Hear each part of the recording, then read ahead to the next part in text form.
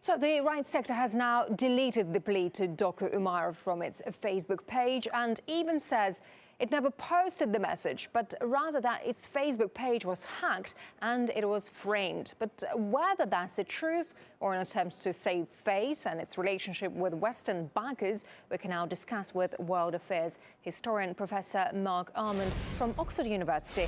Professor Armand, very nice to see you. So I hope you heard our previous material. Yeah. And as it often happens, revolutionary, beautiful ideals and ideas often hijacked by the far right and radicals. And Russia wants Western nations to clarify if the people calling for help from a most wanted terrorist are the same people they helped steer into power. Do those right-wingers still enjoy wide foreign support? Well, I think we've seen in the last 48 hours, suddenly the Western media and the Western governments that had been very enthusiastic about what they call people power, who had turned a blind eye to the paramilitary and neo-Nazi elements on the streets of Kiev, have begun to back away.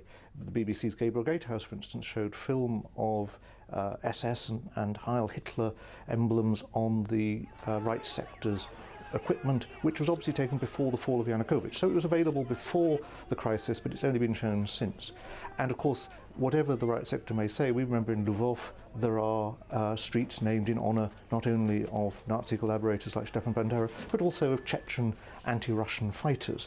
So this particular claim that the right sector had put onto its Facebook page and it appealed to Umarov is not impossible at all. It would fit their past picture. Of course, as I say, now the Western sponsors are rather worried. Suddenly we begin to see criticism of the new regime in Kiev's abolition of Russian language rights, of its rescinding of the ban on neo-Nazi symbols, and so on. Suddenly the West begins to say perhaps we've unleashed a force here that is in fact highly destabilizing, because clearly if you live in Ukraine, where so many atrocities were committed only 70 years ago by Hitler, the idea that there should be any sympathy, either locally or in the West, after all, particularly in Poland, is quite bizarre.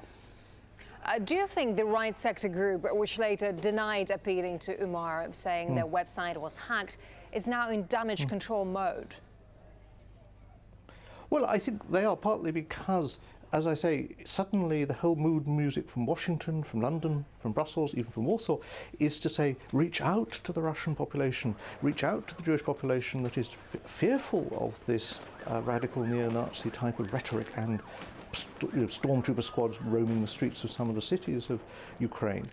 They've realized, in fact, that the coup that overthrew Yanukovych has in fact not been the end of the drama, but only the first act.